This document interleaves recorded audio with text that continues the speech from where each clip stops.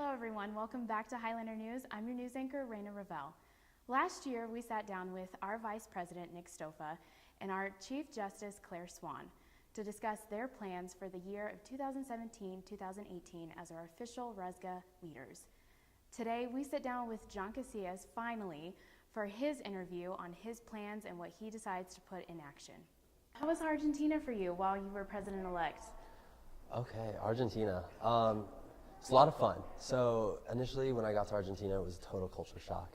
Especially when I got there, it was right during voting. So I flew in on Tuesday and I landed, and that was when voting had commenced.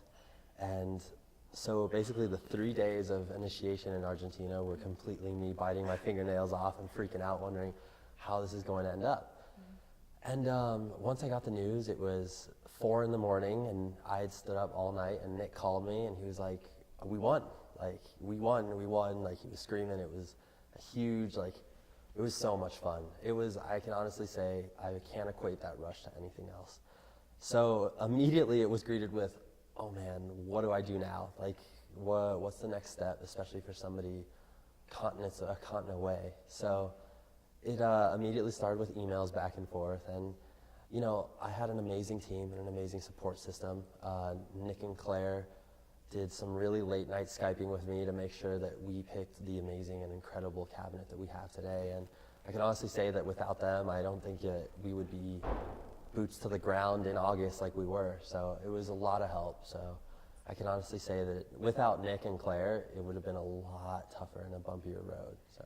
That's great. That's great. It's a lot of fun. So what were the first programs that you put into action while you were away? First programs in action. Well, so initially a lot of it is sort of like the passing of the torch from the old cabinet. A whole lot of the reading material was passed to me from John Jack, and from there we began picking our cabinet. And right away, Nick and I sat down with Claire, and we figured that next year we wanted to tackle the issue, one of the many issues, but one specifically of turnout to Regis sporting events and Regis events in general. So we sat down with a group from the athletics department, and we're still in conversation, but we rolled out a thing called Superfan U, and it should be coming within this next semester or next year. And essentially what it is it's a check-in process, and it incentivizes showing up to student programs and student events by building up points that you can use in a Raider store later and pick up gear. So it's something that's a little hush-hush, but you know, you guys get the scoop. It's gonna roll out pretty soon here, and we're gonna have it come into all of our sporting events, and it should get started either next semester or the one after, but yeah. Awesome. Is that gonna be a part of Ranger Week as well?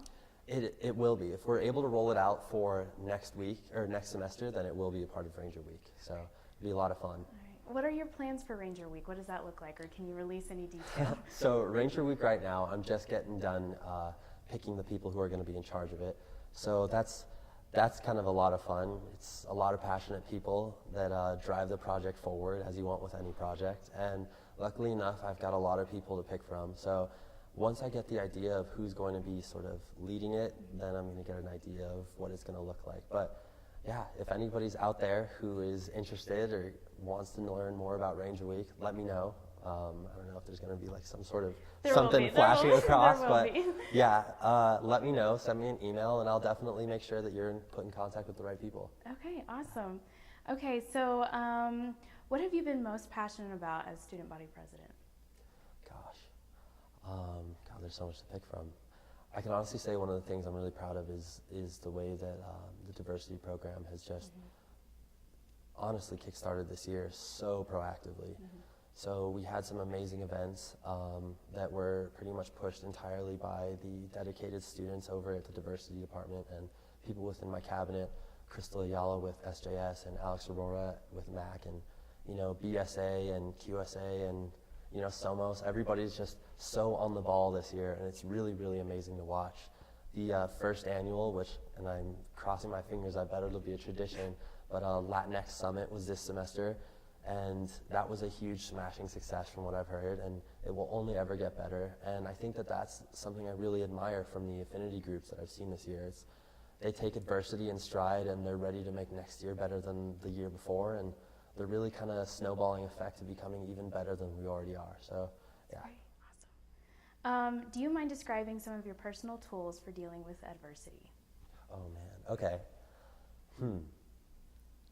I'd have to say one is to kind of keep a calm head and realize that tomorrow's another day to get whatever I didn't get done today, get it done. And not in a procrastinator way. It's sort of like the antithesis of procrastination, because it's do everything you can, but ensure yourself, like, listen, don't just go to bed. Go to bed with a clear head. Realize that tomorrow is another day that you can get started. And I don't know, I really think that that's something that has really pushed me forward, is knowing that at the end of the day, I do get to just try again, and I can try again and put 100% of myself in. So, what are the keys you've been utilizing in translating your vision for Regis University's future into action?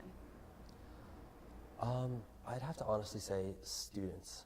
One of the big things I've been doing is I just kind of sit down and I just want to know more. I'll stop a student that I've never met and just ask them a question, you know, hey, what's bothering you today? Hey, how's your day going? What's going well? What's not going well? Like, what could be going better? And I think that they're just, when I tell people that I hold a position I hold, I think they expect it to be such a sort of disconnect, like I don't have time or I don't want to talk. But I really, really appreciate the idea of just talking to students. I think that they're on the front lines, and talking to people from different majors and different parts of the campus and university really just broadens my perspective as to what needs to happen to make sure that the 10-year plan, the 5-year plan looks as good as it can. And, you know, I can honestly say that we have an amazing student body, and we've got a lot of great ideas. What are some specific ideas that you've pulled from students, just hearing from them? Yeah, so specifically, I don't know, I'm not going to name her because I don't know if she'd want to be named, but she was a dedicated student who emailed me and said, hey, I'm a commuter, and I recently noticed that the shuttle hours were cut, and that it was a problem because obviously the late night people who are around to study and who are around here late night would love a safe way to get to and from, you know, different parking lots. And I sat down, like, right after that email, I wrote her back and told her how much I appreciated her coming forward, and immediately sat down to figure out what the next step was. And I can honestly say that that's one of our biggest legacy projects, is not only leaving the shuttle service intact, but we're also trying to expand it and ensure that it goes as far as the Berkeley neighborhoods and surrounding neighborhoods.